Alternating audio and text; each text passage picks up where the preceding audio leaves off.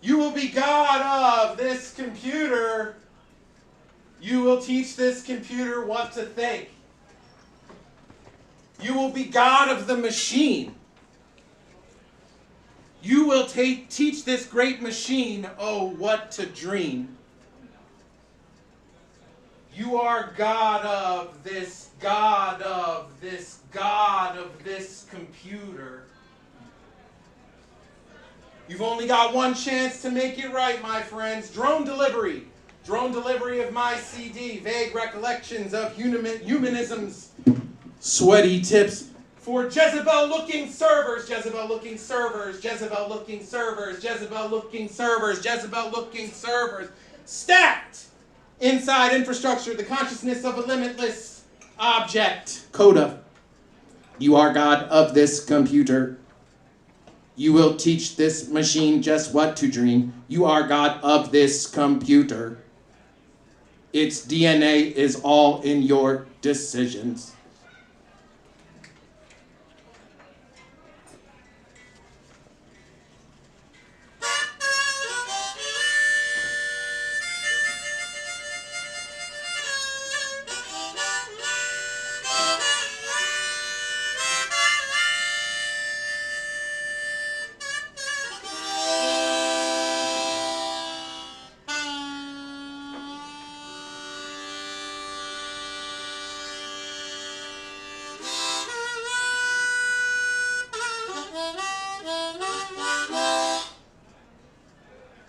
I know not why I bother record. Posterity itself passed into obsolescence, both hunter hunted, no monsters, only bards who feast for. Animals become too fleet, O mind, so men will feast upon each other. Amen. So men will feast upon each other, brother. So men will feast.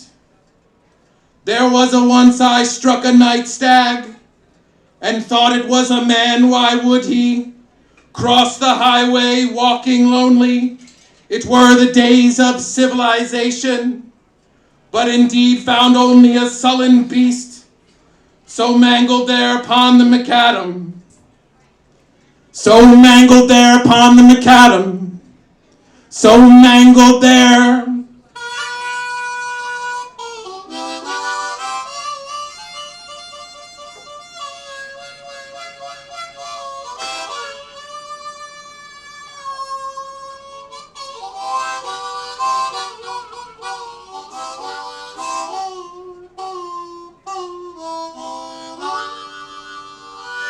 Brought no appetite for eating thus. I took my pistol out from hiding and ended its short life therewith. Such grace beneath this underpass, with all such circuitry as highways we did take upon like ships a-sailing so. Take upon like ships a-sailing, take upon like ships a-sailing now. Through these same straits did I happen today, as little codex into which I countenance what was once cliche or fictive. Some such parse the accident, and stabbed a man and grimly killed him, stripped his thighs of meat, his shoulders,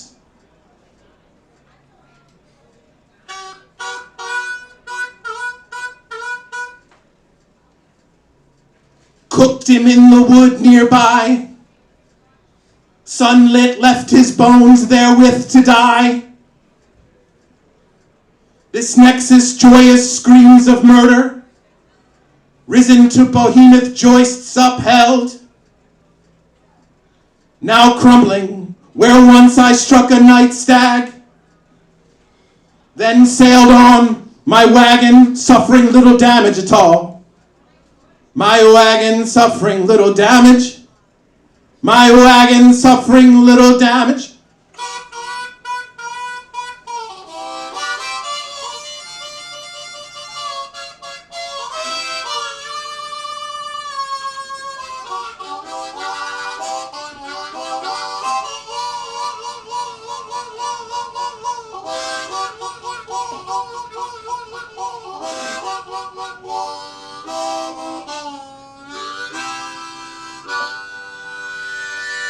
So swiftly, quaintly, under, through, and on, toward bliss, oh, what we called life, awaiting. Toward bliss, oh, what we called life, we're sailing, sailing, sailing, sailing, sailing. So this is called Bread and Butter. This is after David Crystal, a British linguist, who's a descriptive, not a prescriptive grammarian. If you want to talk to me about that after the show, we can do that. Bread and butter, born and bred, hand to mouth, life and death, rise and shine, kiss and make up, hit and run, smash and grab, old and gray, men and women, man and wife, mother and child, father and son, cat and mouse, cops and robbers, saints and sinners, heaven and hell, win or lose, strengths and weaknesses, soap and water, yes or no, war and peace, high and low, peace and love, hill and dale, leaps and bounds, ups and downs, above and beyond, rise and fall, an arm and a leg, tooth and nail, cloak and dagger, fish and chips. Milk and honey, knife and fork, nuts and bolts, deaf and dumb, black and white, black and blue, black on black, white on white. Beck and call, this or that, cats and dogs, spick and span, sturm und drang, ifs and buts, tit for tat, flesh and bones, fast and loose. Wind and rain, give and take, gods and goddesses, man and boy, God and man. And if you want to check me on fast and loose and white on white and all that stuff, you can later too, because fast and loose are not necessarily nouns. God and man and wife, his and hers, boys and girls, huff and puff, house and home, wine and cheese, wine and dine, mom and pop, mom and dad, little by little, all or nothing, one and the same, one in the same, rags to riches, balls to bones, head to toe, root to fruit, farm to table, inch by inch, yard by yard, good and evil, fight or flight, day for night, dinner and a movie, play by play, east to west, best to worst, shit from shinola, shit for brains, mesh and lace, spit and polish, back and forth, back and forth, back and forth, back and forth, rise and shine, life and death, hand to mouth, born and bred, bread and butter, said and done. Thank you.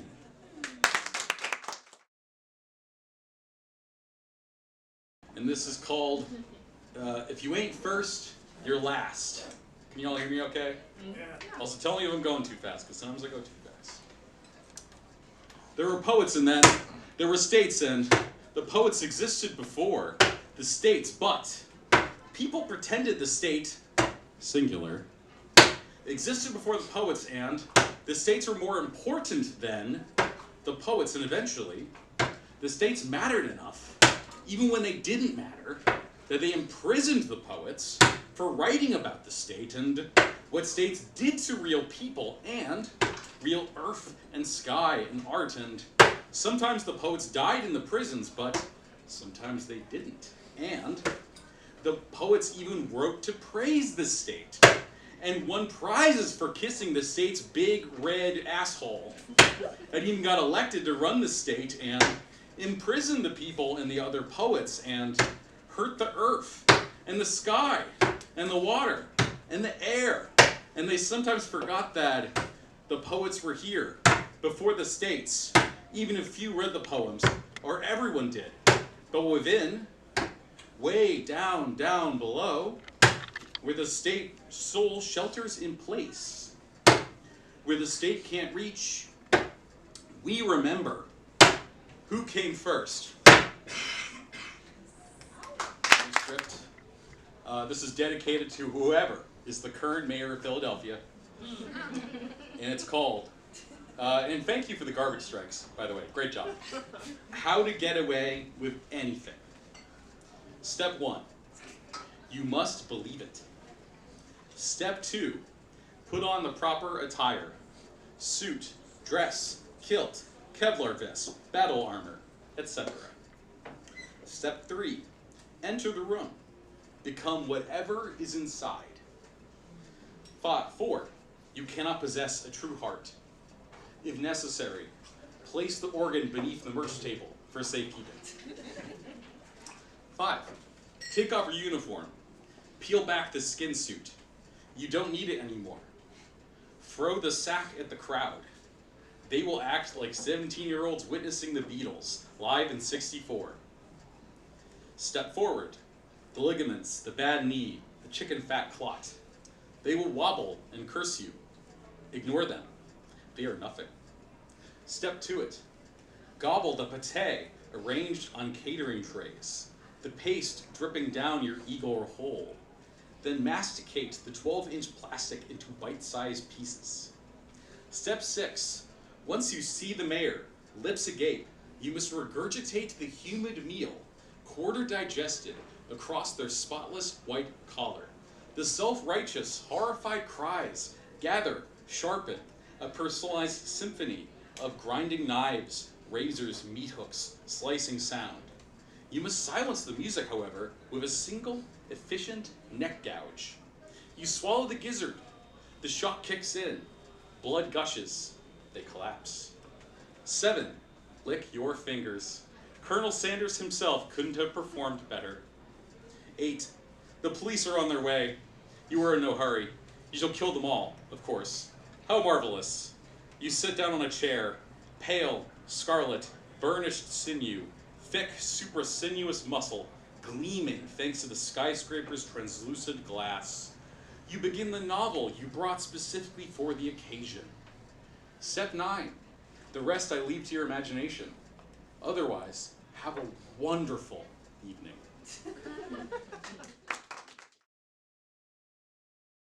"15 minutes with you." We walk past gutted jump cuts, lanky, nude building blocks, thinning neighbors, packed Victorian porches. Between TikTok transitions, I believe in your sunken Satanist features. Oh, young razor, you compliment my silverback gut. Now let's away. Costa Rica, Puerto Rico, before ice takes me. No you, no us. Let's away together and spoon on a needle bed, clasping hands. They'll pull nails, we'll paint the remains. Strip us naked, we'll fuck unlubricated. Separate the cells, we'll thrash and scream Cole Porter. Remember, my dear, if you forget the words, they, the ominous they, win. Buy the fare to take the train, to get to work, to buy the fare, to take the train, to get to work, to buy the fare, to take train, to get work, to buy fare, to take train, to light train, on fire. Love, one heartbroken. Pisces. I still don't know what Pisces means beyond cursory Google searches. No, not Google. DuckDuckGo, AI option, disabled. I'm aware I'm the stubborn bull. That's what I know. The girl I like is a Scorpio. Scorpio, oh, one page says we're compatible. Text me back, text me back. 4 days since the last. We are supposed to go out next Saturday. Text me back. I'm such a Taurus. Spring, this is a shorter one. Spring clean. She's coming by Thursday to get the flowers I bought. She forgot to take them with her. I'm fine. Sound waves. Except for the soda bottle, fluttering thanks to the wind, the whole block was silent today. No split custody mother declaiming fuck as she slammed her doors. Baby wasn't wailing glass. The bastard pigeon doves quieter than they're dead. I didn't hear any stark alley cat scrapes. No Motown, no Boys to Men, no Beyonce. No ribs topping charcoal smokers emitted smog sans hiss or song. There was a party. No one said a single solitary word. No jokes, no boasts. Then, When I tried to mutter about this from my second floor window, I discovered I too couldn't create sound. Mouth open and shut case, a hapless trout caught on tenterhooks. As if some cat burglar had stolen the din off the street after approximately 2:25 a.m. And I, to my wordless shock, wasn't alone in this. This is the game. Take your blue and pink pieces. Put them in the car. The car and the pieces explode. This is the game. Take your blue and pink pieces. The pink piece realizes he's blue. He leaves the other piece to go find himself. This is the game. The blue and pink pieces are in the car. The car gets repossessed. This is the game. The blue and pink pieces die of malaria. This is the goddamn game. The blue and pink pieces sit inside the fucking car. The car stays there. It's not going anywhere special. Soon they'll have little blue and pink pieces. The blue and pink pieces stay exactly where they are. So roll already. Thanatos ascends. Ride the whirlwind. Slime drips off open jaws. Always chewing. Rises, rises. Above the jet black sky. Alright, and this is my last one. You can always find me on CM_Crockford. I'm on Discord, I'm on Blue Sky, I'm on Instagram, all the things. I've got books for sale. I got my book. You can check it out if you haven't read it. I'm poor, give me money. And speaking of, this is my last poem. It's called Street Life. And thanks for Sean for hosting. Thanks for everyone for coming out. Allison, Chris, John. Street life. Sparta carries no burdens. Philadelphia keeps them penned. I am a discard. I accept the title. I embrace trash status. I'm no citizen. I'm Diogenes building the thickest tan. St. Francis blessing the fleas, the flies, the mini roaches present since Reagan tongued Bonzo. I'm not governable. I'm a bad investment. I'm anarchy's mistress. Carbon dioxide slides off my tongue. So hear me then, keepers of the Byzantine tags, tribunes for ye most exalted squats. If a worm grew and dwelled within me, and you were correct to wield a hot knife, purging that sharpened leech, then surely help us devour these massive, scabrous old city ones, absorbent, porous, lurching creatures who won't look, won't answer, inhaling their own perfumed odors. They peer over glass banks before they burst. Translucent, stray shards, soaring, embedded deep. The legs hesitate. Ah, fate. They'll attempt evasion across busted streets. Then you, Leviathan, my love, the greatest beast of all, born amid déclassé poverty, intellectual aspirations, swallow each one whole, rain dilating the crooked, cracked cement, fresh lilies ground against veteran oaks, and I'll be standing, the proud papa, right beside, the witnesses smile, the digger's scythe. How it glints beneath thee, O generous, naked sun. Thank you. Cover my book. After Hours ad Astra takes place in Washington Square Park, Philadelphia. This used to be a night market for body parts. Spectral physicians still pick through piles of criminals under the moon tree. We sit above thousands of bones, sculpting stories of passerbyers, speculate how many of them determine who we are. Friends, sisters, lovers, others, measuring our distance, proximity of fingertips. A twosome whose lazy petals move in unison, mirror their union, the ease of synchronicity. Another couple carried half piggyback, smiles widen like celestial gleams in rival pathway lamplight, reflect back to the sky the eternal truth about lovers. We make constellations out of carbon, create something complete from pieces, starting at the spark of stars, starting at these holy bones.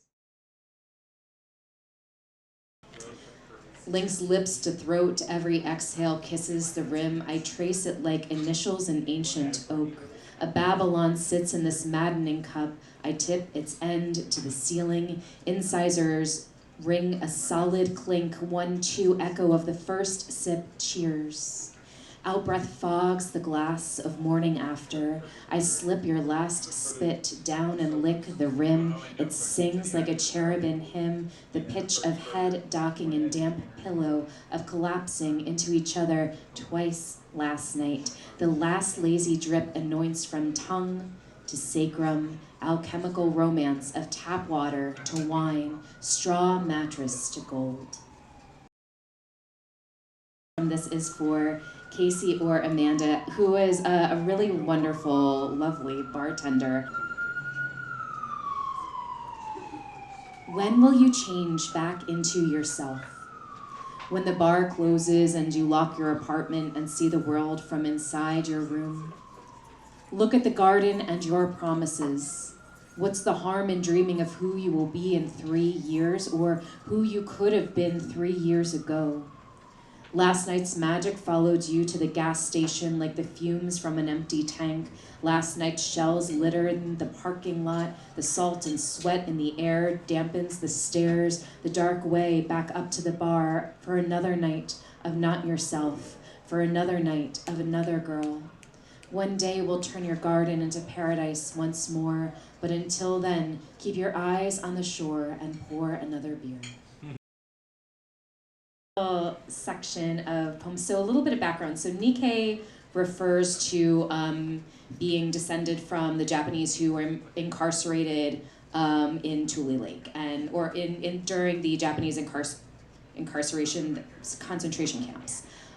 So that was my grandfather and his mother and his little sister, my great-grandmother, single mother. At that point, my great-grandfather was at a different camp for another reason, but they were at the no-no camp for responding no and no on the citizenship loyalty test. And they were in prison because of the Alien Enemies Act, which was invoked again last March. So history repeats itself. That's why I keep talking about it. That's why I keep writing about it. So it's in the undercurrent of everything in here, which has a place and a date. And there's some interesting common threads. The selection I'm going to read all has to do with school, my own experience in public school as a teacher, as a student, and also from the perspective of my auntie. Elementary lesson, Tule Lake Relocation Center in 1943. Everything is a test. The teachers patrol the aisles of makeshift desks. No Catholic school ruler or pointer to snap at a left hand, just listening for us to denounce the U.S. Any infidelity is treason. Do not even draw the sun. Any of us could be spies, even us fifth graders. Cursive tendrils leave chalky ghost dust after each lesson. With one swipe, the day is erased. It takes just one puff of air from ruddy, ballooned cheeks for a name to disappear. Yeah. Somewhere Pennsylvania, 1993.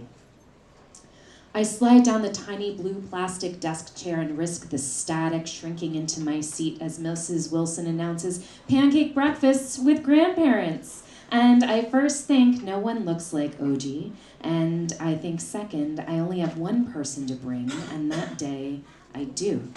My blue-eyed, curly-haired Boma, her ashes interred under a Belgian sky and sun-warmed concrete, topping a hill of wild perennials, would have joined willingly, in raspberry velour jogging suit and mink coat, and I'm here wishing, with her worse half, wishing OG whiter. I knew that as soon as they discovered I have no grandpa, pop-pop, or poppy, the classroom flirt boys draw up the corners of their eyes with middle fingers. I am no longer mere brunette, summer darkened, but reborn as other. I could blend in until now. This family betrayal is not the first. I use my index finger and thumb to widen my eyes top to bottom and stick my tongue out at the same boys and almost receive a referral to the principal's office. 6 months later, no one eats mom's yakitori at the classroom cultural celebration either. Only 20 years after do I think of how OG must have felt a familiar othering, a routine gauntlet of gazes. The other kid's third grade grandparents probably would have made the same stupid face and would have also not gotten into any trouble. That day we sat in silence, mutilating pancakes with white plastic fork sides, since knives are dangerous. Each syrupy bite drenched in a maple imposter reminds me that nothing is ever special and different in a good way. Derivative Curriculum, Public School, Pennsylvania, 2001. Of course, we teach the essential texts. He lies to my mother and father on back to school night. Because the curriculum is easy, unscripted already, and not much has happened since. At least many of us failed to make a change in economy, liberty, who has taken whose away. My calculus teacher pulls back the corners of his eyes to tell a joke, to reel us in. I feign ineptitude, failed tests. The principal swears this couldn't have happened because everybody loves him. In first grade, I make a list of people I hate and my teacher calls my parents. I try to be unlikable.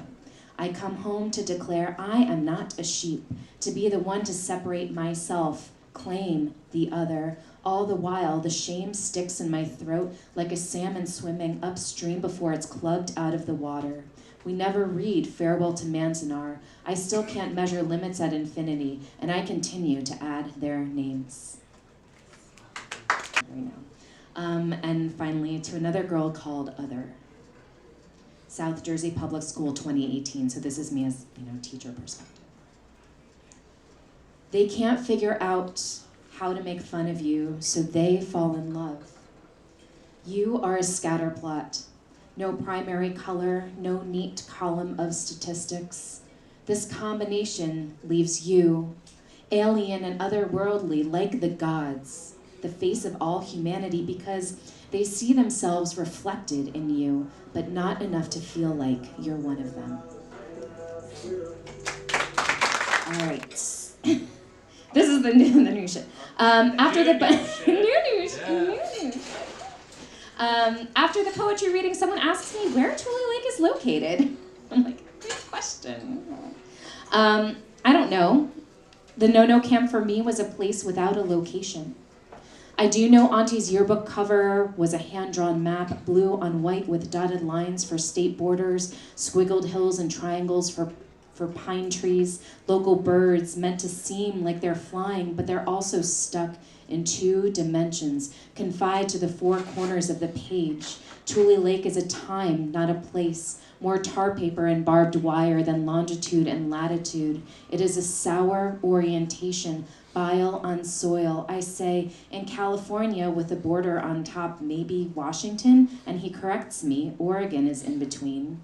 I never digested geography, could only name all the states if they're put to a song. Each prisoner's rations were 50 cents worth per day. Today, that's about $10.45, less than a cocktail at this dive bar in Queens. Even when the fence and guard towers are taken down, they linger in space, hover above my auntie's head, rifle swiveling, spinning like an empty beer bottle in the midst of 7 partiers, none of whom she wants to kiss. Tule Lake is a thick ring in the family tree. It is a birthmark turned into melanoma, a mylar balloon tied to my neck, Ivy's slow mastication of stucco on an Oakland duplex, insidious masking innocent. Wherever the earth is salted, nothing will grow. What an easy curse to know and not know. And I have an Ars Poetica poem, and then I'll end with a kind of like a funny, silly poem, because you got it. Panacea Ars Poetica. These are unedited. Blood transfusion, irrefutable remedy in blue cursive. I titrated the medicine myself line by line. An M- to show the interruption of state-sanctioned violence, transgenerational trauma. Tule Lake becomes just the dash between 2 dates. Nazareth, Pennsylvania, just a detour. Divorce as a way of saying second time's the charm with a wink. All of the assaults, volta to volta to volta to now. I tried to write about moths, they were metaphors. Rice paper held to the gas burner. I never needed to drink to write, but I missed the facilitation of decanting, the chain reaction from cork pop to heartbeat, skipped pronouns entirely. I started writing in series, sonnets and conversations with sestinas, no guzzle, on her own, folded into pantoum, their forms, flotation devices. If these look like freckles or sun damage, know that instead I am covered in semicolons. There is no better punctuation to symbolize survivorship. There is no better panacea than poetry. I so appreciate that. The most radiant woman in the world is the title. Is Cher, obviously. Yeah, I love Cher, of course. While Barbie was blonde, Cher was otherworldly in glistening leather or iridescent fishtail. That is the spectrum of possibility I now knew. More like the Ariel of Sylvia Plath than Disney, she was sated by the stage. Is she her own muse? And men, amuse-bouche or after-dinner mint or cheesecake, which I only have if I can handle the stomach pain, which I would have at 17 with the same disregard and regret. Cher never regrets dessert, but when the moon brings a lover, neither of us can resist the red of Chianti, mid-rare sirloin, matte lipstick. Now, almost vegetarian, admittedly sapphic, aggressively sober, I see how she wields legends like a sword and started selling gelato, and she's the only one who could convince me to still end my night with something, someone, sweet and unnecessary. Thank you. This is plagiarism. This is plagiarism on a scale depending on whether I want to get caught. I can't take all the credit, but writing this makes me feel like I was there when you first had the thought, which at least I'm declaring. I could have broken in and driven off with your tunes on the air, soft or blaring, depending on whether I want to get caught. Not caring, twice I plagiarized papers on why we plagiarize, the reasons being we don't really know and we don't really know. But the second time has no bearing, and admissions of ignorance aren't even plagiarizable, which isn't a word, but should be. Could be, when I'm not out cruising, I'm still recognizable. Holed up in your copy room, making news new. Imaginary stories with real facts in them. Just breaking. You're writing this, gaslighter. Reword as ghostwriter. Reword as what a coincidence when you get caught, not me. But if your material's raw and my fakes are real, then between us we steal poetry. Called required reading. Jacket required, black tie optional. Ketchup required, French fries optional. Entry required, doors optional. Foundation required, floors optional. Constellations required, ceilings optional. Awareness required, feelings optional. Words are required, but grammar is optional. Play is required, but requirements are optional. Love is required, but hating is optional. Pain is required, but waiting is optional. Trials are required, but trying is optional. Death is required, but this dying is optional. Shelter's required, but home seems optional. Last line required, poem optional. Money laundering. And this poem is about laundering. Laundering of money, laundering of souls, laundering of everything. It's called The Laundry King. Loose change scours the barrel, money emerging out of zero. A boast backed by nothing and everything's equivalence. I'm electrum pounded on an anvil. Now I'm cotton and ink. Now I'm decimalized. Now I'm alphanumeric strings. Mined from the current, surviving counterfeit, runs, debasement, wear. A worn word, I, the laundry king, tender for the coin clenched between your teeth, to feed the washer with. Without paying me any mind, a woman opens the dryer door mid-tumble and scoops my load into a blanket, disappears, then returns to dump someone else's clothes into the empty drum. Folding the laundry, I try on a sweatshirt from a school I've never heard of and wear it, still warm, out the door. I sing the dollar electric to coin up.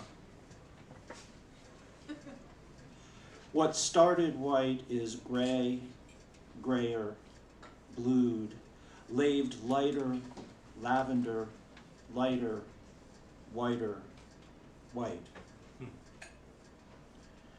We must deal with our borders, leaky here in the kingdom of transmigration. The laundromat dog furrows his brow. Do I know you from before?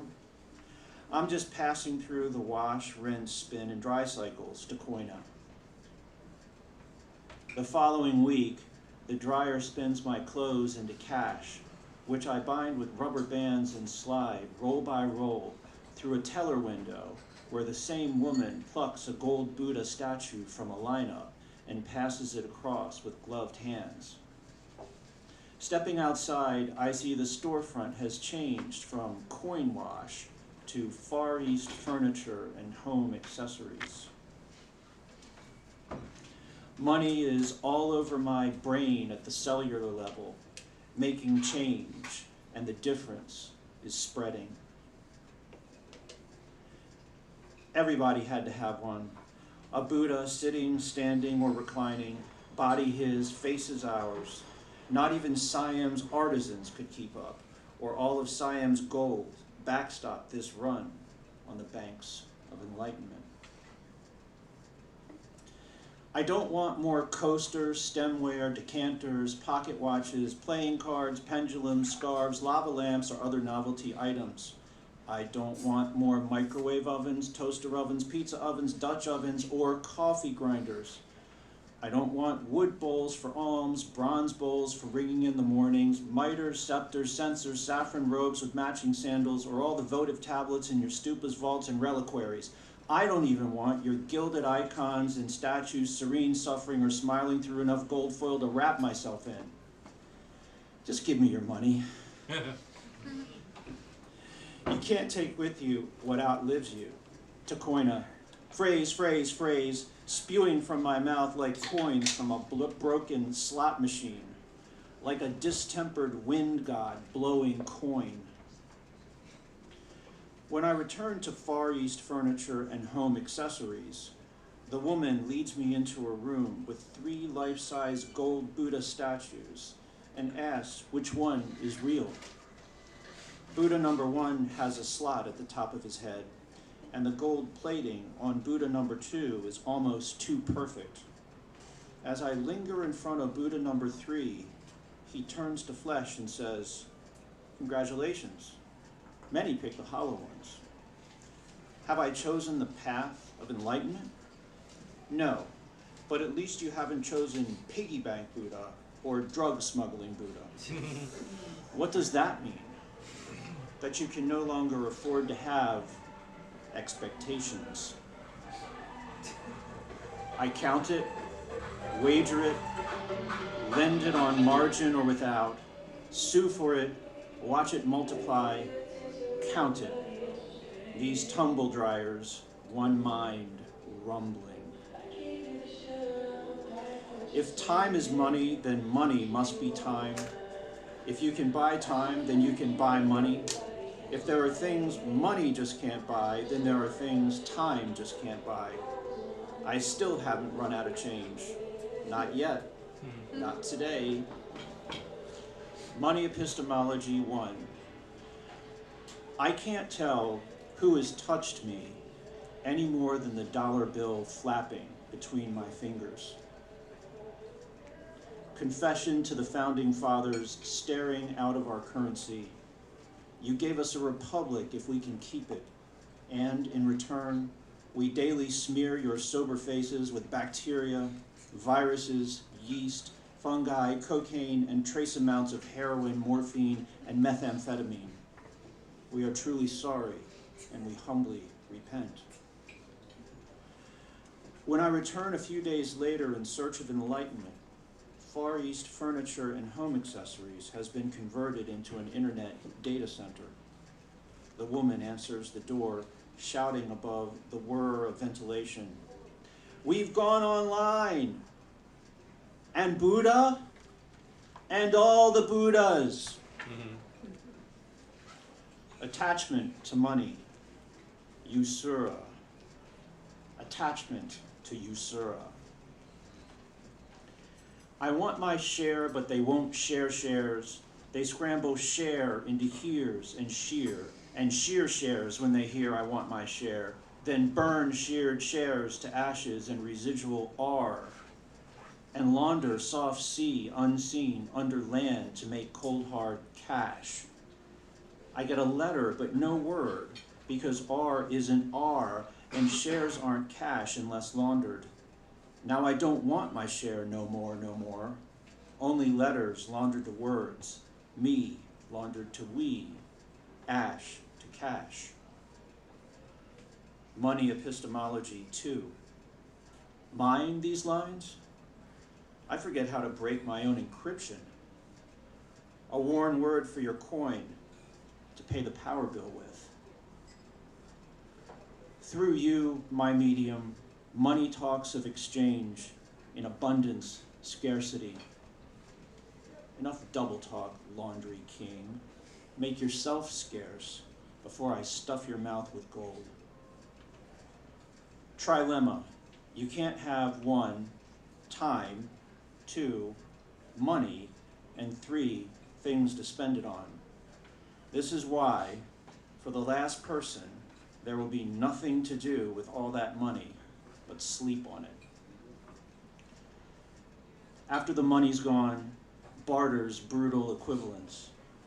Things for things, persons as things, life as, quote, a series of trade-offs, unquote.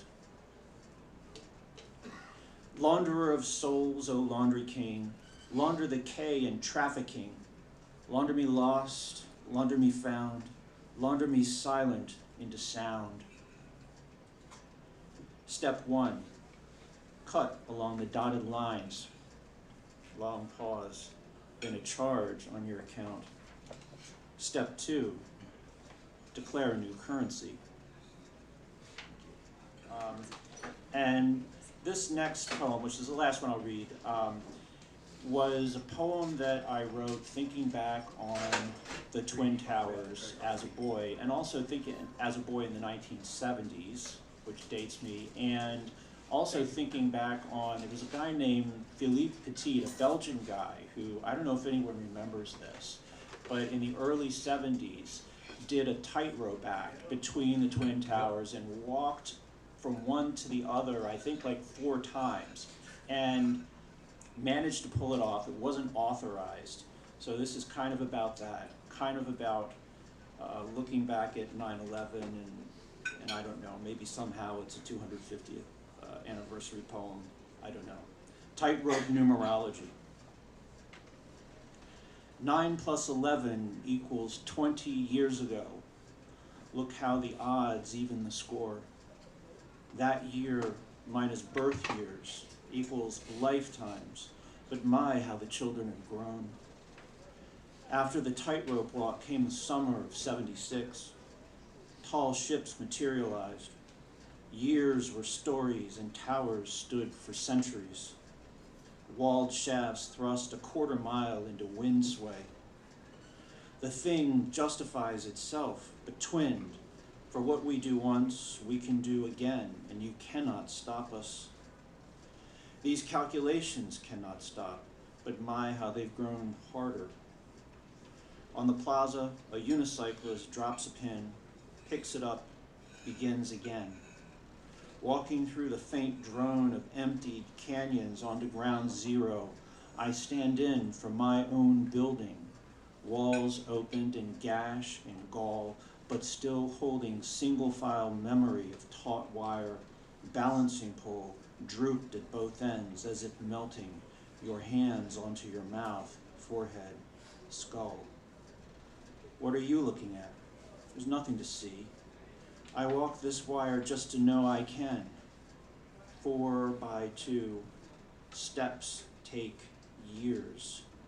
I watch specks on the plaza and from there look back at myself, a speck on wire, and we both know one day I will miscalculate. A burly cop yells into the wind. I step off into his meaty arms. Poems are quite short, so you get what you get tonight.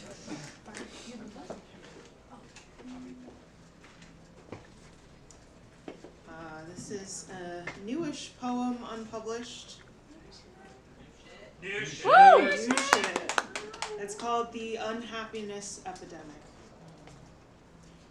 Now it's April and I'm hostile. Somehow chocolate is 10 whole dollars. To pay for next week's meals, my soul's for sale. Better believe it's a bargain. Again, I survive another 20-degree spring, 60-degree winter. Someone called obsession with AI a slavery fetish. Color me every dark shade but surprised. Maroon, red, deep violet, purple. No need to glue down my lace front. I rip it off like a scream released. All shimmering legs, my eyes follow a dragified Tina Turner across the stage. At one point, she breaks into a sprint, fear in her eyes. First, I laugh, but then it doesn't feel like a joke. Money rains, curtains close. I'm making dinner while this country starts another war. No wonder the food tastes like soot. The American way is to ignore it. Keep on towards the block with the coffee shop, just past the mass of flies swarming Skid Row. Thank you. Hi, I'm Amanda. Hi. So this is a new poem as well, and just wrote it, I think last month, and or even sooner, I think.